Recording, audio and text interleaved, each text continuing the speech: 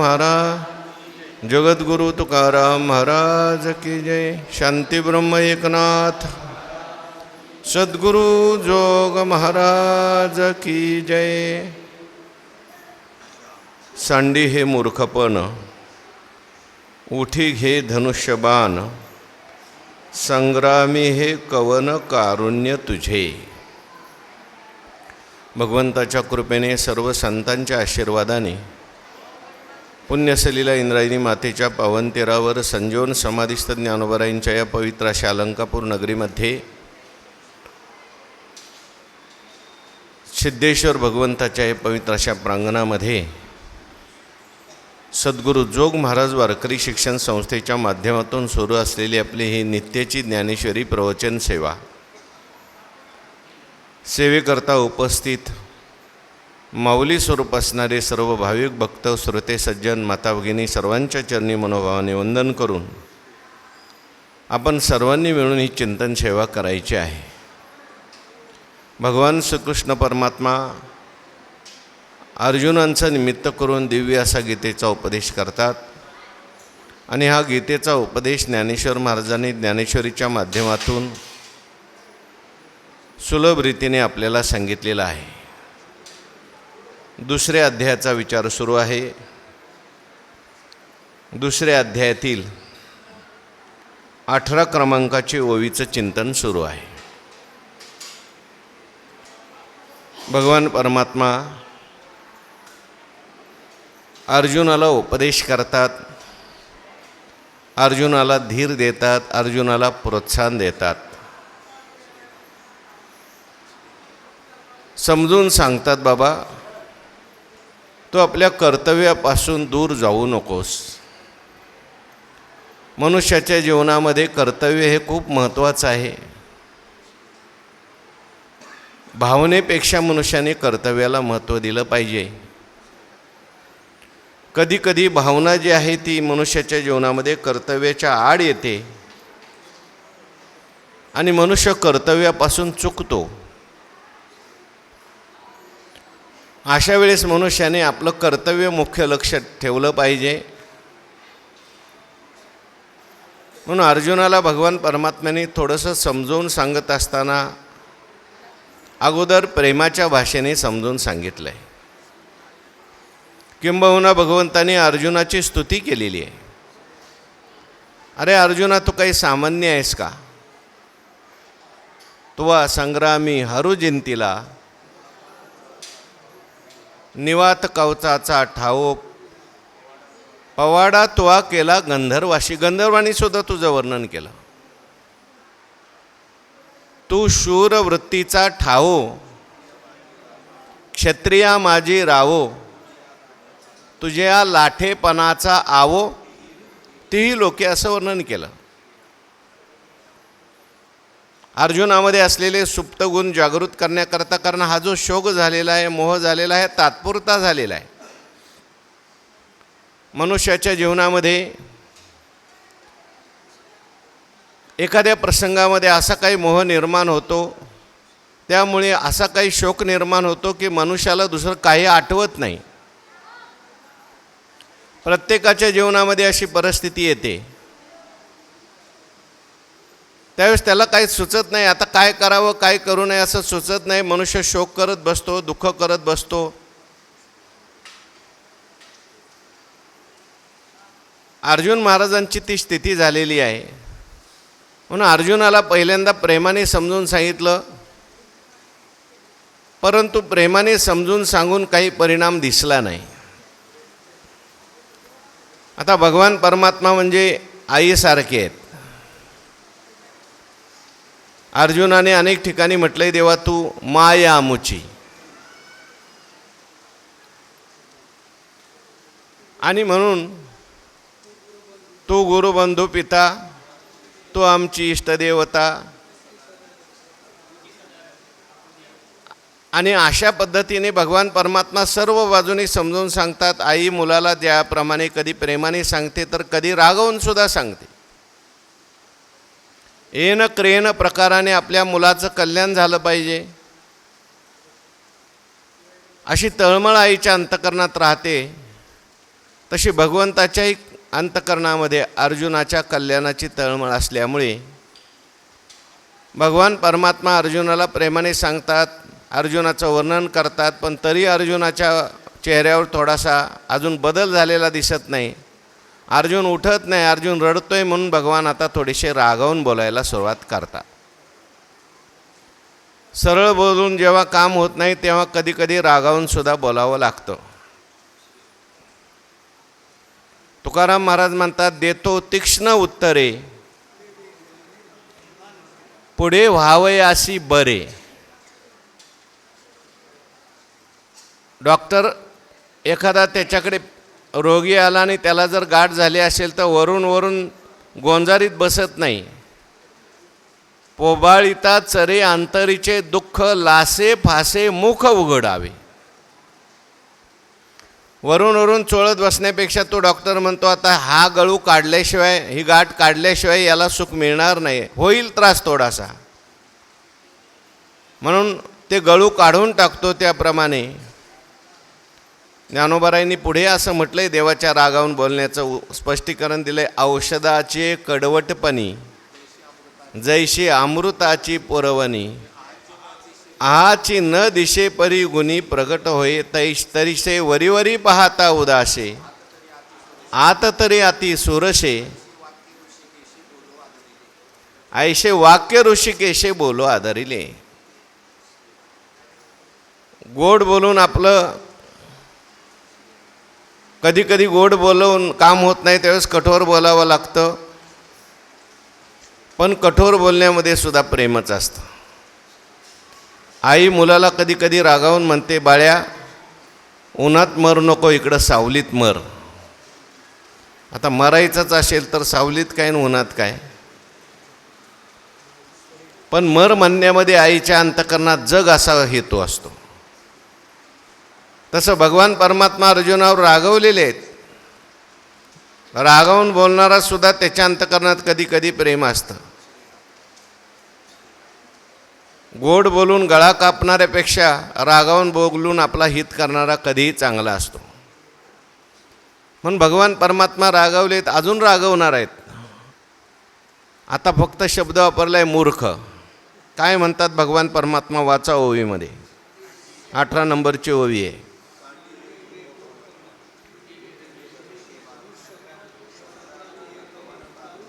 सांडी हे मूर्खपण. अर्जुना, तू मूर्खासारखा वागू नकोस. काय मूर्खपण केलं देवा मी? म्हटले, उठी घे धनुष्यवान. अरे संग्रामी हे कवन कारुण्य तुझे. संग्रामाच्या ठिकाणी कारुण्य आलंय मनामध्ये, दयावृत्ती निर्माण झालेले, युद्धाकरता तू आलेला आहेस. आणि युद्धामध्ये आलेला असताना तुझ्या अंतकरणात दयावृत्ती निर्माण झालेली, हे तुझं मूर्खपण आहे. एक तर अगोदर यायला नाही पाहिजे आणि आल्यानंतर आता मागे सरायला नाही पाहिजे. कारण क्षत्रियाचा धर्म जो आहे तू पाळत नाहीस. क्षत्रिया रणी पळोनी जाणे, कोण साहे लाजिरवाने. युद्धे चाप्य अपलायनम असं क्षत्रियाचं लक्षण सांगितलंय. तू राजा आहेस, तू क्षत्रिय आहेस, युद्धाकरता आलेला आहेस आणि धर्मयुद्ध आहे. आणि या धर्मयुद्धामध्ये तू कुशाल रडत बसलेला आहेस. रथातून खाली उडी टाकतो काय, हातातला बाण टाकून देतो काय, धनुष्य टाकून देतो काय, हे तुझं काय आहे? मूर्खपण आहे. आणि म्हणून हे मूर्खपण तू सोडून दे आणि काय कर, उठी घे धनुष्यबाण. तू त्या ठिकाणी हातामध्ये धनुष्य, ततो युद्धाय युज्यस्व. तुला त्या ठिकाणी युद्ध करावं लागेल. आता इथून युद्धामध्ये रडत बसणं योग्य नाही. म्हणून हातामध्ये तू काय घे, धनुष्यबाण घे. अर्थात तू आता युद्धासाठी तयार हो. कारण संग्रामी हे कवन कारुण्य तुझे. संग्राम आहे, युद्ध आहे, आणि युद्धामध्ये कुठल्याही प्रकारचं कारुण्य योग्य नाही. परिमूर्खपणे नेनशी, न चिंतावे तेची चिंतिशी. आणि तूच नीती सांगशी आम्हा परी. म्हणून भगवान परमात्मा अर्जुनाला म्हणतात, लवकर उठ, मूर्खपणा सोडून दे. अर्जुन तरी काही प्रतिक्रिया दाखवत नाही. मग भगवान परमात्मा म्हणतात, हा गा तू जाणता तरी न विचारीशी का आता, सांगे झुंजा वेळे सदयता उचित काही. अर्जुना, तू तर जाणतायस ना. मूर्ख म्हटल्यानंतर अर्जुनाने देवाच्या तोंडाकडेच बघायला सुरुवात केली.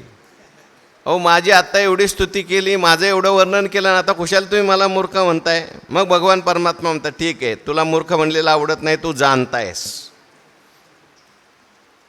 ज्ञानी आहेस तू. मग हा गा तू जाणता तरी न विचारीशी का आता. मग विचार आता का करत नाहीस. कुठं गेलं तुझं जाणतं पण. जाणता तरी म्हणविशी परी नेनवे ते न सांडिशी.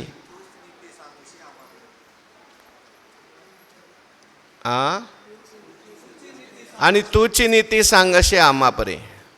काय शिकू तरी सांगशी बहुसाल नीती, असं काहीतरी. जाणता तरी म्हणूस तू जाणतायस बाबा. कारण कशावरून जाणतायस.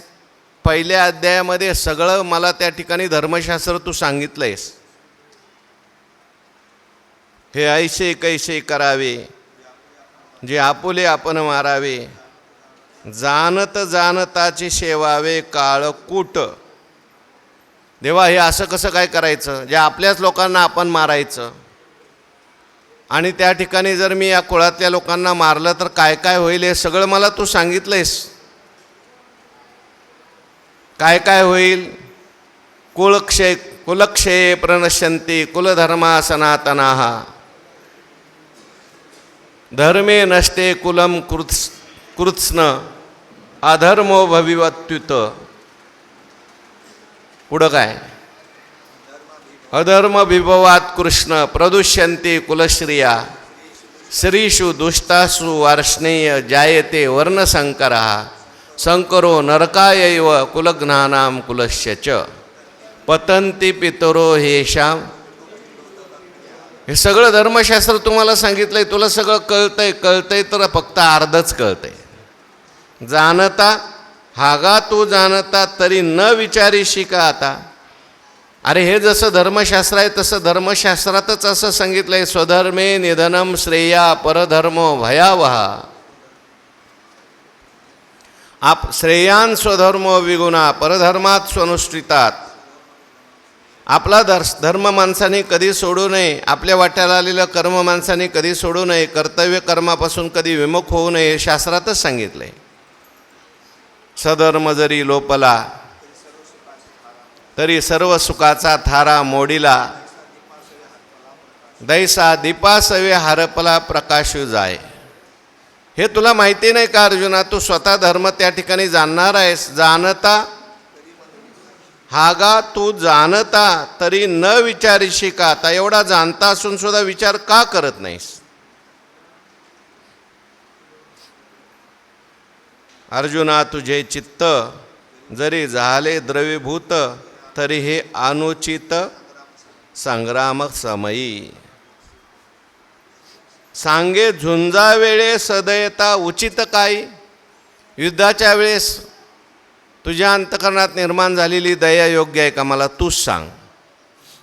शास्त्रानुसार सांग, धर्मशास्त्रानुसार सांग. तुला सगळी शास्त्र माहिती आहे, तूच मला शिकवतोयस आणि युद्धामध्ये खुशाल लढत बसलेला आहेस.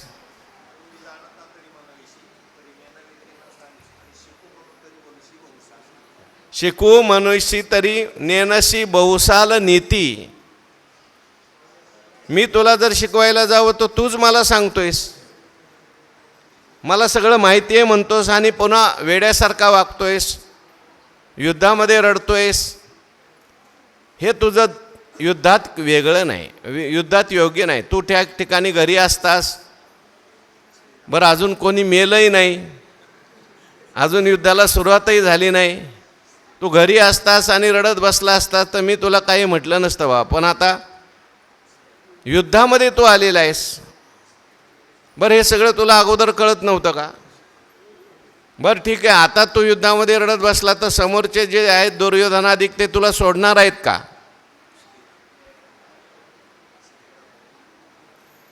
म्हणून युद्धात ही गोष्ट दया योग्य नाही. दया चांगली आहे.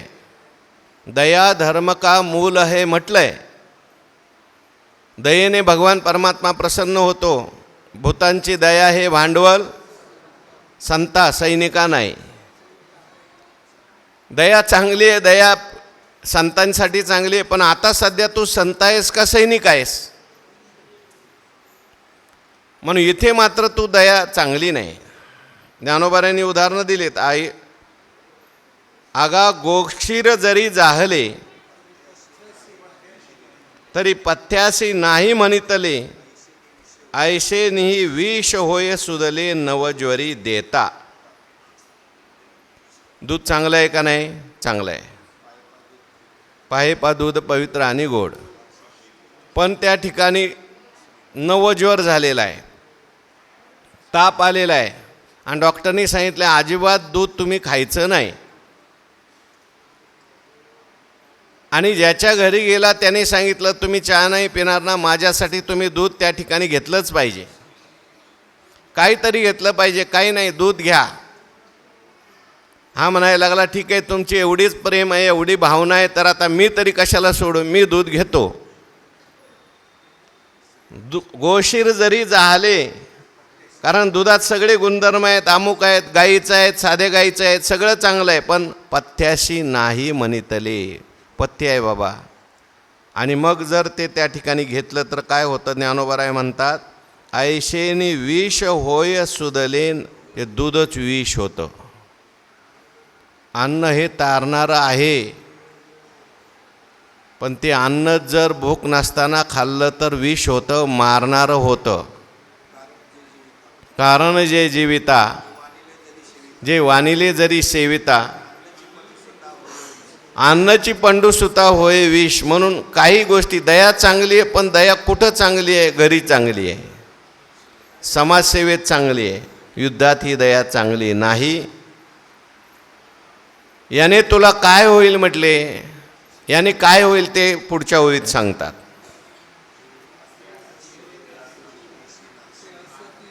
हे असतीये कीर्तीचा नाशू आणि पारत्रिकाशी अपभ्रंशू, म्हणे जगन्निवासू अर्जुनाते. यांनी काय काय होईल श्लोकामध्ये भगवंतांनी सांगितलंय. अनार्यजुष्टम अस्वर्ग्यम अकीर्तिकरम. तुझं जे हे वागणं आहे ना, युद्धातून पळून जाणं, युद्धामध्ये धनुष्यबाण खाली ठेवणं, युद्धामध्ये रडणं, याने काय होईल? असतीये कीर्तीचा नाशू. तू हे सगळं कशाकरता करतोयस? कीर्तीकरता करतोयस. मनुष्याने आपल्या जीवनामध्ये असं वागलं पाहिजे की जेणेकरून आपली कीर्ती होईल, जेणेकरून आपल्याला आपला इहलोक सुधारेल, परलोक सुधारेल, आपल्याला मोक्ष प्राप्त होईल. पण तुझं हे वागणं आहे हे मला कशातच बसत नाही, दिसत नाही, कशाकरताच दिसत नाही. मोक्ष तर तुला प्राप्त होणारच नाही. कारण स्वधर्म सोडला तर चित्तशुद्धी होत नाही. चित्तशुद्धी नाही झाली तर मग चित्त स्थिर होत नाही. चित्त स्थिर नाही झालं तर ज्ञान होत नाही. बरं तुला असं वाटत असेल, लोक म्हणतील बरं झालं काय हो, अर्जुन उदार आहे, काय अर्जुन दयावान आहे. बघा ना, अर्जुनाने सगळ्यांचा त्या ठिकाणी नाश होईल, कुळाचा नाश होईल या भीतीने, या दयेने त्या ठिकाणी काय केलं बघा ना. युद्धातून अर्जुनाने धनुष्यबाण खाली ठेवलं आणि अर्जुन खुशाल म्हटला भिक्षा मागितलेली बरी. अशी कीर्ती होईल असं तुला वाटतंय, पण अर्जुना ही तुझी कीर्ती होणार नाही. असतीये कीर्तीशी नाशू, तैसे आणि अनुकरिता नाश होईल हिता, म्हणून तू आता सावध होई. नको त्या ठिकाणी नको केलं तर त्याची कीर्ती होत नाही, उलट अपकीर्ती होते. आसतीये कीर्तीचा नाश. आतापर्यंत तुझी फार मोठी कीर्ती आहे. दिगंतीचे भूपाळ, दिगंतीचे भूपती, बाट होणे वाखानिती, ऐकलिया दचकती कृतांताधिक, ऐशी महिमा घनवट. अर्जुनाची कीर्ती किती मोठी होती. मागच्या वयामध्ये सगळी सांगितली. अरे मी तुला तुझी कीर्ती सांगितली. सगळे लोक तुझी कीर्ती गातात. इथे मृत्यूलोकातच नाही, देवलोकात तुझी कीर्ती आहे. इंद्रदेवाला जरी काही गरज पडली तर इंद्रदेव म्हणतात नाही, आता आमच्या अर्जुनाशिवाय काम होणार नाही, बोलवा अर्जुन महाराजांना. पाताळ लोकात काय अडचण आली तर पाताळातले लोक म्हणतात अर्जुन महाराजांना बोलवा. अशी तुझी कीर्ती आहे. आणि नंतर पुढे लोक काय म्हणतील, अहो कसले अर्जुन महाराज तुमचे, युद्धात गेले, शंख वाजवला, मुळू बायकासारखं रडत बसले तिथे. आसतीये कीर्तिषु, तुझी कीर्ती सगळी नष्ट होईल. हे पाहता तुझेनी पाडे, दिशे त्रैलोकी तुकडे, ऐशे पौरुष्य चोखडे पार्था तुझे. म्हणून माणसाने असलेली कीर्ती तुका म्हणे ज्यावे, सत्कीर्तीने बरवे. कीर्ती माणसाने जपण्याचा प्रयत्न करावा. 4 लोकांमध्ये आपली कीर्ती राहील असं माणसाने जगावं. तुका म्हणे एका मरणीची सरे, मूर्ती जाते माणसाची पण शेवटपर्यंत काय राहत असते, कीर्ती राहत असते. आणि संभावित मनुष्याला तर कीर्ती जाणं म्हणजे मेल्यासारखं आहे. संभावितश्च चा कीर्तीर जाणतेनी तवची जियावे, जो अपकीर्ती अंगा न पवे, आणि सांगपा केवी निघावे थोनिया. हो, त्या ठिकाणी म्हणून अर्जुना तू कीर्तीला जप, अपकीर्ती होईल असं वागू नको. आणि पारत्रिकाशी नाशू. बर, तू म्हणशील नको मला कीर्ती, माझा धर्म जर सुटत असेल, माझं जर परलोक मिळत असेल तर मला नाही कीर्ती मिळाली, चांगल्याकरता मी अपकीर्ती घ्यायला तयार आहे. तर भगवान म्हणतात तुला पारत्रिकसुद्धा मिळणार नाही, परलोकसुद्धा मिळणार नाही. का परलोक मिळणार नाही? कारण युद्धामध्ये क्षत्रियाने शस्त्र सोडून देणं म्हणजे त्याला परलोक तर मिळणार नाहीच नाही, अपकीर्ती होईल. परलोक कधी मिळत असतो युद्धामध्ये? क्षत्रिय गेल्यानंतर. हातोवा प्राप्स्यसी. युद्धात जर सैनिकाने आपले प्राण घालवले युद्धामध्ये, त्या ठिकाणी कधी परत फिरला नाही, शत्रूला कधी पाठ दाखवली नाही, तर अशा लोकाला असा जर मरण पावला तरी सुद्धा त्याला वीरगती प्राप्त होते, नवीन स्वर्ग प्राप्त होतो. ना तरी रणी येथ झुंजता वेचेल जीवित, स्वर्ग सुख अनकळीत पावशील, आणि पारत्रिकाशी नाशू. आणि आता जर तू त्या ठिकाणी धनुष्यबाण हातात ठेवलं, युद्ध केलं नाही, तर मात्र तुझं परलोकसुद्धा अंतरेल, तुला परलोक मिळणार नाही. असं कोण म्हणतंय? म्हणे जगन्निवासू अर्जुनाते.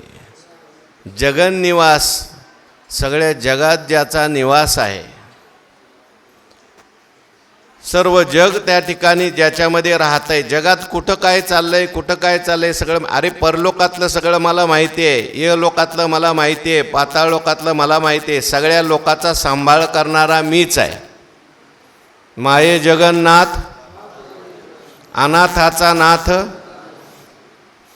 त्यामुळे मला सगळं माहिती आहे, माझ्यावर तो विश्वास ठेव. तुला पारत्रिकही मिळणार नाही, ये लोकातही कीर्ती मिळणार नाही. मी तुला सांगतोय म्हणजे काय सामान्य नाही. म्या बोलविल्या, म्या चालविल्या, म्या हलविल्या, असा मी आहे. अरे वेदसुद्धा त्या ठिकाणी माझ्या निश्वासातून प्रगट झालेले आहेत.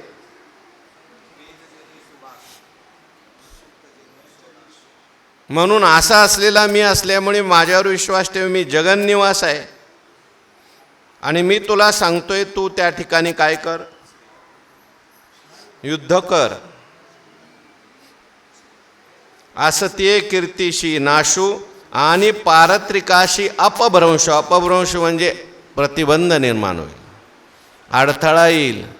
स्वर्गात जात असताना माणसाला काय अडथळे येतात. स्वर्गात कोण जातो? पुण्य केलेला असेल तो स्वर्गात जातो सहज. पण मग त्याने जर आपलं स्वकर्म सोडलेलं असेल, त्याने जर आपला स्वधर्म सोडला असेल, तर स्वधर्म सोडल्याचं पातक त्याला स्वर्गात जाऊ देत नाही. जाता जाता स्वर्गात पतन होईल तुझं. स्वर्गात तुला जाता येणार नाही, कारण स्वकर्म तू सोडलंय, स्वधर्म तू सोडलायस. म्हणून त्या ठिकाणी अडथळा निर्माण होईल. आणि म्हणून तू काय कर, त्या ठिकाणी अर्जुनाला भगवान परमात्मा म्हणतात. पण एवढं करून सुद्धा अर्जुनाच्या चेहऱ्यावर अजून काही प्रतिक्रिया दिसत नाही. अर्जुनाला भगवंताचं बोलणं पटत नाही. अजून भगवान रागवले. मूर्ख म्हटले होते, पण मूर्ख म्हणून सुद्धा काही लोकांना सुधरत नाहीत. काही लोक, काहींच्यात बदल होत नाही. म्हणून भगवान परमात्मा आता इतके रागवलेले आहेत. काय बोलतायत त्या पुढच्या श्लोकामध्ये, वाचा श्लोक. क्लैब्यमास्मगम पार्थ नैतत्पपद्यते क्षुद्रं हृदय दौर्बल्यं त्यक्तोत्तिष्ठ परन्तप. भगवान म्हणतात, हे पार्थ, क्लैब्यम मास्मगम एतत्त्वयि न उपपद्यते. क्षुद्रं हृदय दौर्बल्यं त्यक्त्वा उत्तिष्ठ. हे पार्थ, भगवान परमात्मा इथे पार्थ म्हणतात. अर्जुना, क्लैब्यम मास्मगम म्हणजे तू नपुसकतेला प्राप्त होऊ नकोस, नपुसक होऊ नकोस. एतत्त्वयि न उपपद्यते, हे तुझे नपुसकत्व तुझ्या ठिकाणी योग्य नाही. म्हणून हृदयाचं असलेलं, क्षुद्र असलेलं हे दौर्बल्य टाकून, ही तुझ्या हृदयाची दुर्बलता आहे, तुझ्या मनाची दुर्बलता आहे. मन दुर्बल झालंय, मोहामुळे तुझं मन काय झालंय, दुर्बल झालेलं आहे. हे क्षुद्र दुर्बलता तुझ्या मनातली टाकून दे आणि उठ लवकर. अर्जुनाला इथे पार्थ असं म्हटलंय. भगवान परमात्म्याने अर्जुनाला जी काही संबोधनं वापरली त्याच्यामध्ये पार्थ हे संबोधन गीतेत सगळ्यात जास्त आलंय. त्या साधक संजीवनीमध्ये असले 38 वेळा भगवान परमात्मा अर्जुनाला पार्थ म्हटले. नंतर दुसरं आवडीचं संबोधन आहे कौंतेय. 38 वेळेला पार्थ म्हटले. त्या पार्थ म्हणण्यामध्ये भगवान परमात्म्याला अर्जुनाला सुचवायचंय, तू कोण आहेस, तू पार्थ आहेस. पार्थ आहेस म्हणजे पृथेचा मुलगा आहेस. अर्जुनाला पार्थ हे नाव प्राप्त झाले. कशामुळे प्राप्त झाले? अर्जुन हा पृथेचा मुलगा आहे. पृथा हे कुंतीचं नाव आहे. लहानपणी कुंतीचं नाव काय होतं? पृथा. पुढे कुंतीभोज नावाच्या राजाला तिच्या वडिलांनी दत्तक दिली आपली मुलगी म्हणून, तिचं नाव कुंती पडलं. पृथा हे आवडीचं नाव आहे. या नावातून भगवान परमात्मा सुचवतायत, जरा त्या पृथेची आठवण कर, कुंतीची आठवण कर. त्या कुंतीने किती कष्टात दिवस काढले. ज्यावेळेस भगवान परमात्मा शिष्टाई करता गेलेले होते, शिष्टाई करण्याकरता भगवान परमात्मा गेले. शिष्टाई तर काही झालीच नाही, शिष्टाई फसली. आणि शिष्टाई फसल्यानंतर भगवान परमात्मा शेवटी सगळ्यांचा निरोप घेत घेत कुंतीजवळ गेले. आणि कुंतीला देवाने विचारलं, आता युद्ध तर झाल्याशिवाय पर्याय नाही. शिष्टाई करता मी आलो होतो, परंतु दुर्योधनादी जे आहेत यांना काही शिष्टाई मान्य झाली नाही. आपण चांगल्याकरता प्रयत्न केला, परंतु कौरवांना ते मान्य नाही. आता पांडवांना तुला काय निरोप द्यायचा असेल तर दे. तिथे त्या ठिकाणी कुंतीने भगवान श्रीकृष्णाजवळ पांडवांना जो निरोप दिलेला आहे त्यात अर्जुनाला जो निरोप दिलाय तो महत्त्वाचा आहे. कुंती म्हणते अर्जुनाला जाऊन सांग, ज्याच्याकरता एखादी क्षत्रिय बाई शूर पुत्रांना जन्म देते ती वेळ आता आलेली आहे. आपलं राज्य आपण हक्काने मिळून घेतलं पाहिजे, युद्ध करून घेतलं पाहिजे. किती दिवस त्या ठिकाणी तुम्ही अशा अज्ञातवासात राहणार आहे? किती दिवस तुम्ही त्या ठिकाणी भिक्षा मागून खाणार आहे? आणि मला सुद्धा किती दिवस दुसऱ्याच्या तोंडाकडे बघायला तुम्ही लावणार आहे? कुंती कुठं राहत होती? धृतराष्ट्राजवळच राहत होती. पण कुंतीने सांगितलं त्या ठिकाणी कृष्णा जाऊन सांग त्यांना, आता युद्ध केल्याशिवाय पर्याय नाही आहे आणि हताश होऊ नका, निराश होऊ नका असं म्हणून कुंतीने भगवान श्रीकृष्णाजवळ अर्जुनाकरता पांडवांच्या करता एक कथा सांगितली. महाभारतात ती कथा आलेली आहे. म्हटले मी एक पूर्वी कथा ऐकली ऋषीमुनींच्या मुखातून, ती त्या माझ्या मुलांना जाऊन सांग. काय कथा आहे, काय सांगू आत्या? म्हटले त्या मुलांना जाऊन सांग, पूर्वी असाच एक संजय नावाचा एक राजपुत्र होता. त्याच्या आईचं नाव होतं विदुला. ती सुद्धा शूर होती, वीर होती. त्या ठिकाणी हा राजपुत्र जो आहे तो एकदा एका युद्धामध्ये गेला आणि युद्धामध्ये गेल्यानंतर तो पराजित झाला आणि पराजित झाल्यानंतर घरी आला, निराश झाला, हताश झाला. एकुलता एक मुलगा आहे. आता माझ्याकडे मी काय करू? मी पराजित झालो आहे, हताश झालेला आहे, निराश झालेला आहे, निवांत बसलेला आहे, काहीच करत नव्हता. मग ती विदुला जी आहे ती एक दिवस त्या मुलाकडे गेली आणि त्या संजयाला उठवलं आणि सांगितलं, अरे संजया, नुसता झोपून काय राहतोयस? काहीच काय करत नाहीस? आई काय करू? मला त्या राजाने पराजित केलं आहे. तो राजा फार मोठा आहे, त्याच्याकडे फार मोठं सैन्य आहे, माझ्याकडे धन नाही, माझ्याकडे अमुक नाही. ते म्हटले असा नपुसकासारखा बोलू नकोस.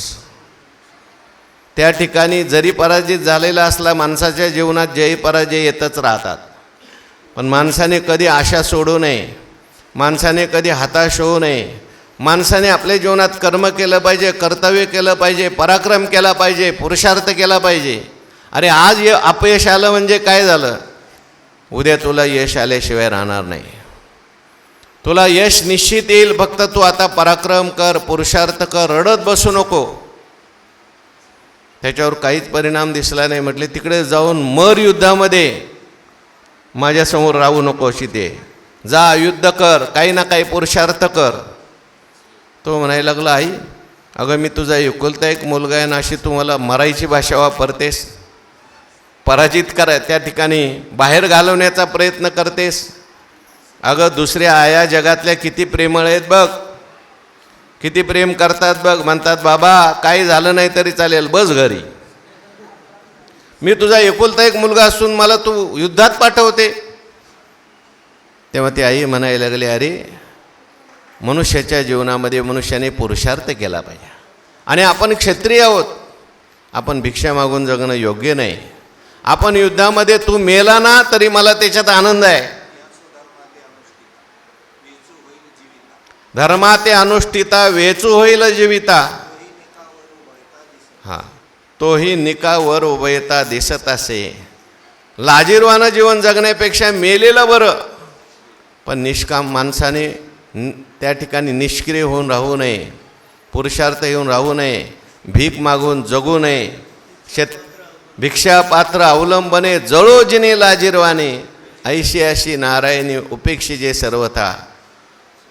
तो म्हटला माझ्याकडं धन नाही, माझ्याकडं सैनिक नाही. म्हटले सगळं आहे, मी तुला धन देते, मी तुला सैनिक देते. निराश होऊ नको, हताश होऊ नको. तू जेव्हा जन्माला आला होता ना तेव्हा मला एका ऋषीने सांगितलं होतं, सुरुवातीला हा पराजित होईल पण नंतर फार मोठं यश संपादन करेल. असं म्हटल्यानंतर आईने धीर दिल्यानंतर त्या मुलाला धीर प्राप्त झाला. त्या मुलाने पराक्रम केला आणि पुढे यश संपादन केलं. तसं माझ्या मुलांना सुद्धा सांगा, जाऊ द्या एक दोन वेळा तुम्हाला पराजय प्राप्त झाला, कपटयुद्धात हरवलं असेल त्यांनी तुम्हाला, पण आता मात्र पराक्रम करण्याची वेळ आलेली आहे. आता तुम्ही कुठल्याही प्रकारे पराजित होणार. जा कृष्णा जाऊन त्या मुलांना सांग, युद्धाकरता तयार व्हा, चांगला पराक्रम करा. म्हणून भगवंतांनी इथे अर्जुनाला सांगितलंय, पार्थ ती कुंती काय म्हणत होती ते बघ. मी तुला तो निरोप सांगितलेला आहे. क्लैब्य मास्मगम, तू त्या ठिकाणी नपुसक होऊ नकोस. एतत् त्वयी न उपपद्यते, हे तुझ्या ठिकाणी शोभत नाही. अरे बाबा ठीक आहे, एखाद्या सामान्य मनुष्याने जर असं म्हटलं तर मी काहीच म्हटलं नसतं. भित्र्या मनुष्याने असं म्हटलं असतं तर काहीच म्हटलं नसतं. पण तू कोण आहेस? अरे नर तैसा नारायण,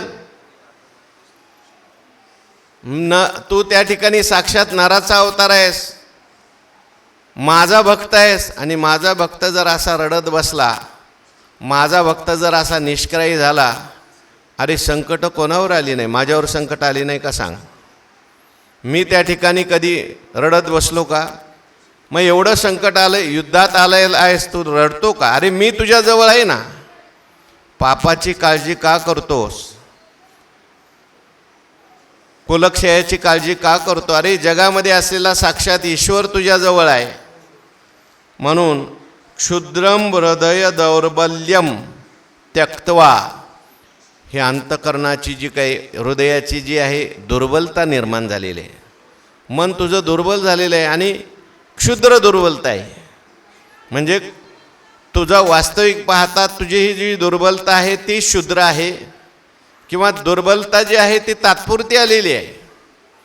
अरे आतापर्यंत अनेक संकट आली, अनेक युद्धामध्ये तू गेलेला होतास, तुझ्या मनात तेव्हा कधीच दुर्बलता आली नाही, तू कधीच रडत बसलेला नाहीस. आज काय तुला झालं? म्हणून मनात कधी कधी असे विकार येतात अर्जुना, तेवढ्यापुरते येतात. माणसाने ते विकार बाजूला साधले पाहिजे, तर आपलं कर्तव्य केलं पाहिजे. त्या विकारांना त्या ठिकाणी थारा देता कामा नये. हे दुर्बलता जी आलेली आहे कायमची नाही. तसं पाहायला गेलं तर तू वीर वृत्ती असणार आहेस. म्हणून क्षुद्रम हृदय दौर्बल्यम त्यक्त्वा, हे टाकून दे अर्जुना. तू शूर आईचा मुलगा आहेस आणि उठ लवकर. त्या ठिकाणी उत्तिष्ठ असं म्हटलंय, उत्तिष्ठत जागृत प्राप्य वरान निबोधत. तू त्या ठिकाणी आता शोक करू नकोस. मनोनी शोकू न करी, तू पुरता धीरू धरी, हे स्वच्छता आव्हेरी पंडू कुमारा. आणि म्हणून म्हटल्यानंतर मागची ओळ घ्यावी लागते आपल्याला. मागे काय म्हटलंय? हां, तुझ्या कीर्तीचा नाश होईल, तुझा परलोक अंतरेल. आणि म्हणून शोकू न करी, तू कुठल्याही प्रकारचा शोक करू नको, दुःख करत बसू नको. माणसाने शोक करू नये, कारण शोकाने शोक आणखीन पुढे वाढत राहतो. शोक करत बसल्याने मनुष्य आपल्या कर्तव्य कर्मापासून चुकतो. वाहिल्या उद्वेग भोगने ते फळ, जे संचितात असेल ते होणारच आहे, चुकणार नाही. भोगतो त्रिशुद्धी न चुके. म्हणून विनाकारण दुःख करत बसू नकोस, शोक करत बसू नकोस. तू पुरता धीरू धरी, मनामध्ये काय धर? धीर धर. धीर तो कारण. माणसाने कधी धीर सोडू नये. संकट येतच राहतात, दुःखाचे प्रसंग येतच राहतात. आणि अशा प्रसंगात माणसाचा धीर सुटला, मनुष्य जर शोक करायला लागला, किती दिवस शोक करणार आहे? रडतच बसलास तू तर जीवनात तू काहीच करू शकत नाही. म्हणून पुरता धीरू धरी, मनुष्याने धीर असलं पाहिजे. धीर पुरुषाचं लक्षण सांगितलं ज्ञानोबारायांनी ज्ञानेश्वरीमध्ये. कोणाला धीर म्हणतात? अरे त्रिविध मुख्य आघवे, उपद्रवाचे मेळावे, वरी पडलिया नव्हे वाकुडा जो. तिथे धीर शब्द सांगण्यासाठी अनेक ओव्या आलेल्या आहेत. एवढ्या मला आठवल्या तेवढ्या मी सांगतो. अगस्तीसारखा उभा राहतो, त्या ठिकाणी किती संकट आली. त्रिविध मुख्य आगवे म्हणजे आदिभौतिक ताप झाला, आदिदैविक ताप झाला, आध्यात्मिक ताप झाला, शरीराचं कष्ट असेल, शरीरात रोगाधिक झाले, बाहेरचं काही कष्ट असेल, अतिवृष्टी झाली, अनावृष्टी झाली. आदिभौतिक म्हणजे दुसऱ्याने जरी त्रास दिला तरीसुद्धा जो त्या ठिकाणी ज्ञानोबाराय म्हणतात अगस्तीसारखा त्या ठिकाणी उभा राहतो. हो, अथवा वियोग काय प्रिया प्रियांचे, वियोगावियोग प्रिया प्रियांचे, मातली इंद्रियांचे वेग, अथवा प्राचीने खवळले रोग, अथवा योग वियोग प्रिया प्रियांचे, त्रिविध मुख्य आगवे, उपद्रवाचे मेळावे, वरी पडले नवे वाकोडा जो. जमतंय का अजून कोणाला? बघा, एवढ्या 2 सांगितले, अजून 1-2 ओव्या तिथं आहेत. या आगवेयांचा थोरू, एक वेळी आली पुरू, अगस्ती होनी धीरू, उभा ठाके, उभा राहतो मनुष्य. प्रिया काय, हां, त्याच्या अगोदर ते प्रिया प्रियांचे वियोग, प्रियजन गेले, अप्रिय लोक भेटले, अंतर शरीरामध्ये रोग निर्माण झाले. सगळं झाल्यानंतर सुद्धा जो मातली इंद्रियांचे वेग, का प्राचीने खवळले रोग, प्रारब्धानुसार काही रोग आले, चांगली माणसं गेली, वाईट माणसं भेटली, अनेक प्रकारचा उपद्रव झाला, तरी जसा अगस्ती ऋषी आहे ना, त्याने समुद्र पिऊन टाकला तरी सगळं सहन करतो, त्याला म्हणायचं धीर. आणि अर्जुना, तू तर आत्ताच घाबरायला लागला, म्हणून तू पुरता धीरोधरी, हे स्वच्छता आव्हेरी, हे जो शोक आहे तिचं काय कर, आव्हेर कर, सोडून दे शोक. अरे, दुःखाचे प्रसंग मनुष्याच्या जीवनात येत असतात, म्हणून तुझं नवे हे उचित, येणे नासेल जोडले बहुत, तू अजूनही वरी हित विचारी, अजून वेळ गेलेली नाही. तुझं नवे हे उचित, तुला काय हे उचित नाही आहे, तुझ्या दृष्टीने हे योग्य नाही. म्हणून येणे नासेल जोडले बहुत, त्या ठिकाणी आत्तापर्यंत जे काही तू जोडलेलं आहेस, कीर्ती जोडलेली आहेस, पुरुषार्थ जोडलेला आहेस, हितासाठी तुझ्या त्या ठिकाणी, अरे मी जोडलेला आहे, आणि हे सगळं तू जर करायला लागला तर मी सुद्धा थांबणार नाही. पुण्य जोडलेलं आहे आतापर्यंत भरपूर, पण आता जर तू त्या ठिकाणी युद्धातून पराजय स्वीकारलास, युद्धामध्ये रडायला लागलास, कर्तव्य कर्म सोडलंस, धर्म सोडलास, तर जेवढं काही जोडलेलं आहे पुण्य ते त्या ठिकाणी निघून जाईल. तुला वाटतंय युद्ध केल्यावर मला पाप होईल, पण मी तुला सांगतो, युद्ध नाही केलं तर तुला पाप लागेल. तुला वाटतंय की युद्ध केलं तर माझी अपकीर्ती होईल, पण मी तुला सांगतोय, युद्ध नाही केलं तर तुझी अपकीर्ती होईल.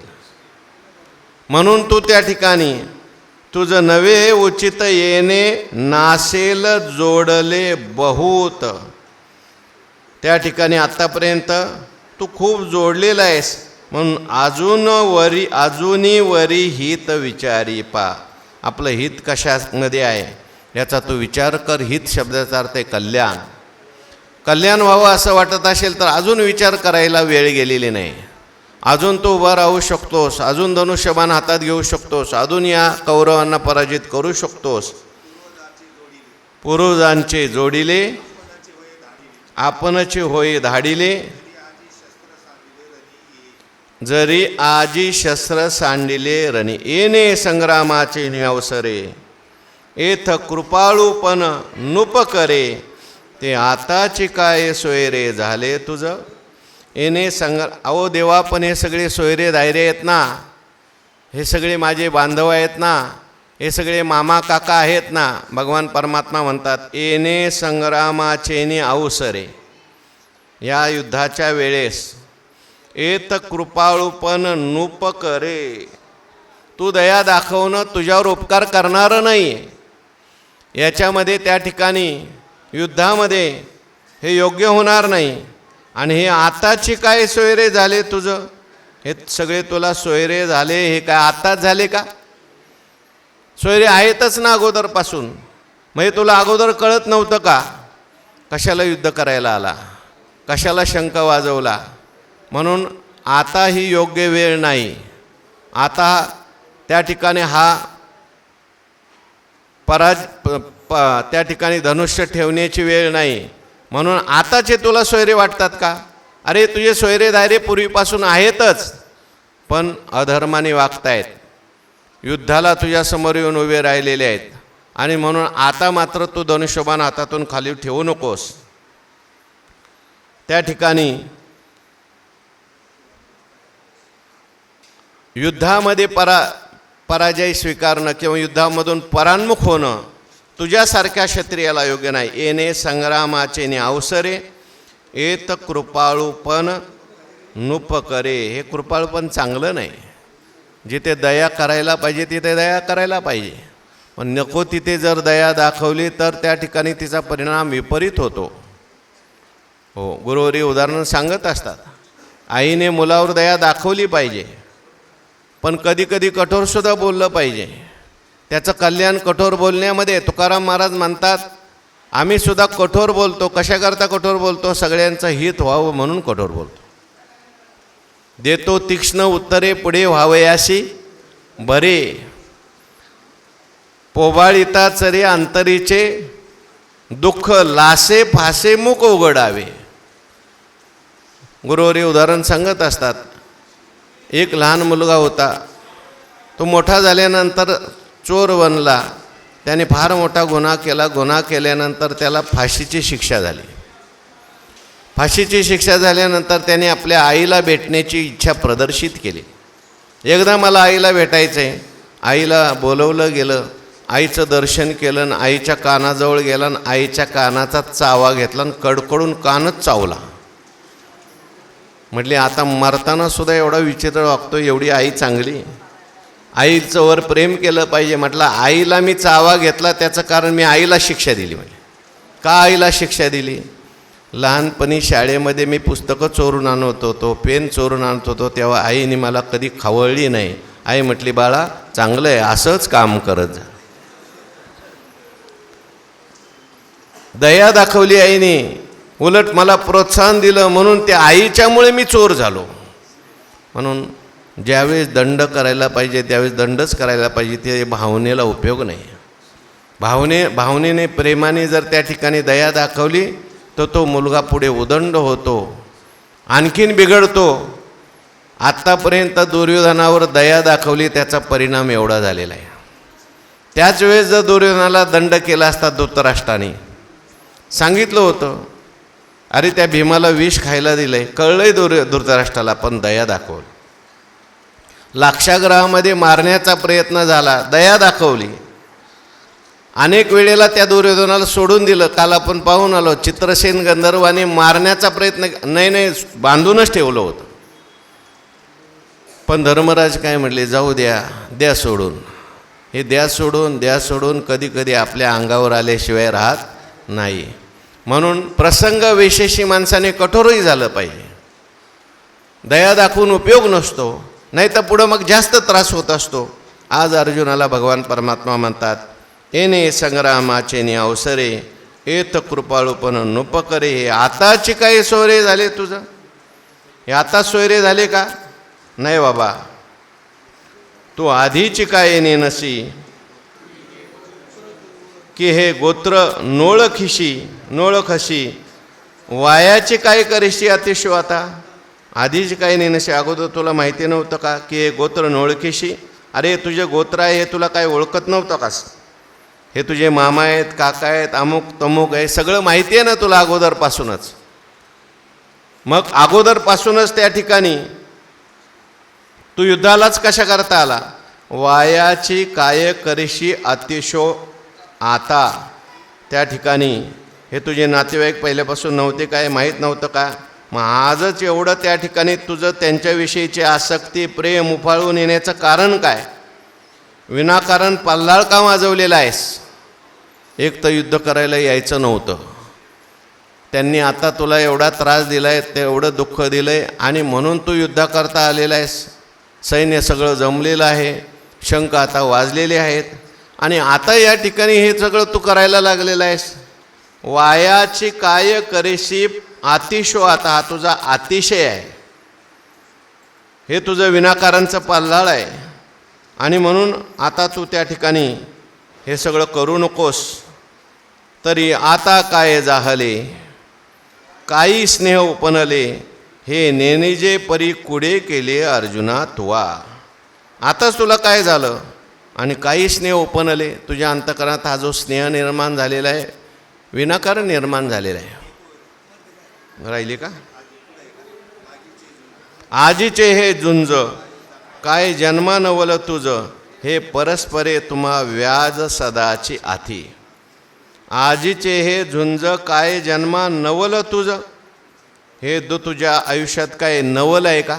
म्हणजे तू कधी युद्धच केलं नाही का?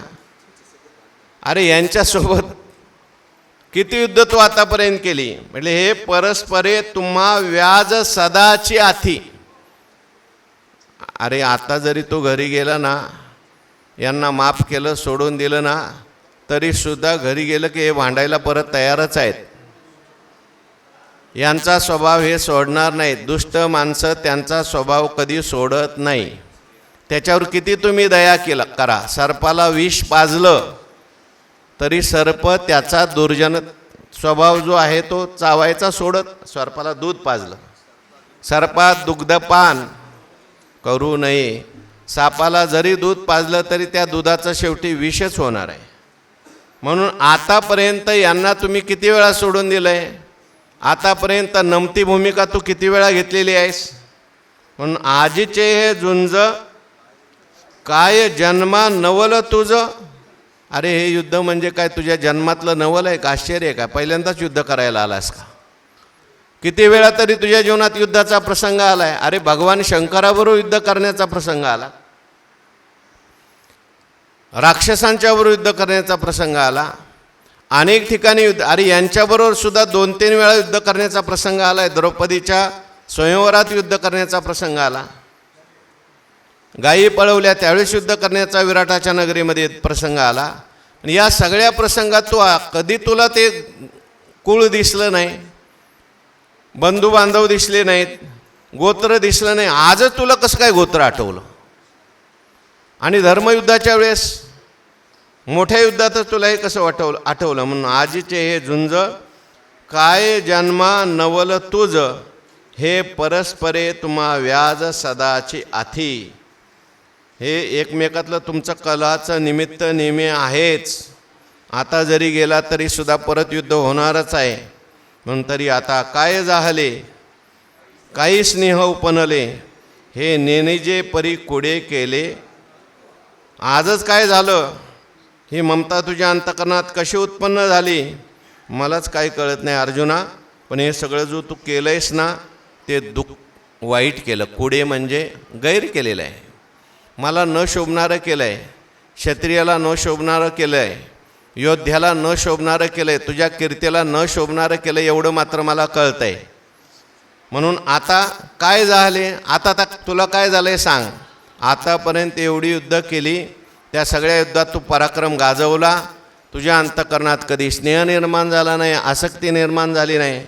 आजच काय झालं? काय कुठून हे स्नेह त्या ठिकाणी उत्पन्न झाला? हे नेनिजे, मला तर काही कळत नाही बाबा अर्जुना. हे सगळं कसं काय चाललंय, कसं काय तुझ्या अंतकरणात आलो, कुठून मोह आला, कुठून शोक आला, कुठून तू दुःख करायला लागला, मलाच काही कळेना. पण हे योग्य तू केलेलं नाहीस. हो, म्हणून त्या ठिकाणी हा स्नेह सोडून दे. स्नेह चांगला नाही अर्जुना. तैसा वियोग जेने दुःखे, विपत्ती शोक पोखे, ते स्नेह सांडूनी सुखे उदास होई. माणसाच्या जीवनामध्ये स्नेह हा त्याच्या दुःखाला कारणीभूत आहे, आसक्ती त्याच्या दुःखाला कारणीभूत आहे. म्हणून तू जर स्नेह सोडला नाहीस तर हा स्नेह, हा मोह तुझ्या जीवनात कायम दुःख निर्माण करत राहील. आत्तापर्यंत ज्यांच्या ज्यांच्या जीवनात दुःख निर्माण झालं, शोक निर्माण झाला, त्या सगळ्या दुःखाला कारण काय आहे? स्नेह आहे. म्हणून मोह धरिली आहे सेविल. वाचा पुढची ओवी.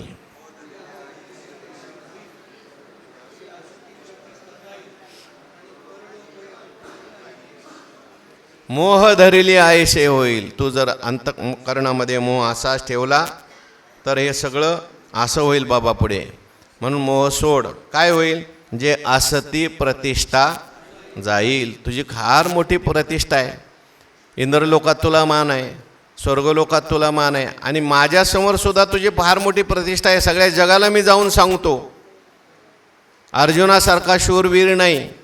माझ्या अर्जुनासारखा भीष्माचार्य तुझं वर्णन करतात, द्रोणाचार्य तुझं वर्णन करतात. द्रोणाचार्य भीष्माचार्य म्हणतात की जगामध्ये अर्जुन सोडून माझ्यासारखा दुसरा कोणी शूर नाही. मी तर शूर आहेच पण अर्जुन माझ्यासारखा शूर आहे.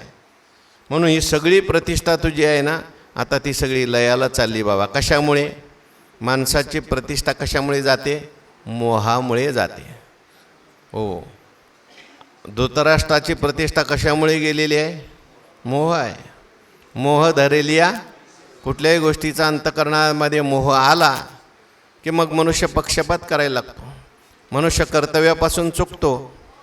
मनुष्य एकाला मोठा म्हणायला लागतो, एकाला छोटा म्हणायला लागतो. रागद्वेष निर्माण होतात. म्हणून मोह ज्याच्या अंतःकरणात आहे त्या माणसाची जगात काही प्रतिष्ठा राहत नाही. ज्यांच्या अंतःकरणात मोह निर्माण झाला त्यांची सगळी प्रतिष्ठा लयाला गेलेली आहे. अशी अनेक उदाहरणं पुराणामध्ये आहेत. म्हणून अर्जुना, तो हा मोह सोडून दे आणि लवकर युद्धाकरता तयार हो. पुंडलिक वरद हरी विठ्ठल श्री ज्ञानदेव तुकाराम विठ्ठल विठ्ठल विठ्ठल विठ्ठल विठ्ठल. पुंडलिक वरद हरी विठ्ठल श्री ज्ञानदेव तुकाराम सद्गुरु जोग महाराज की जय.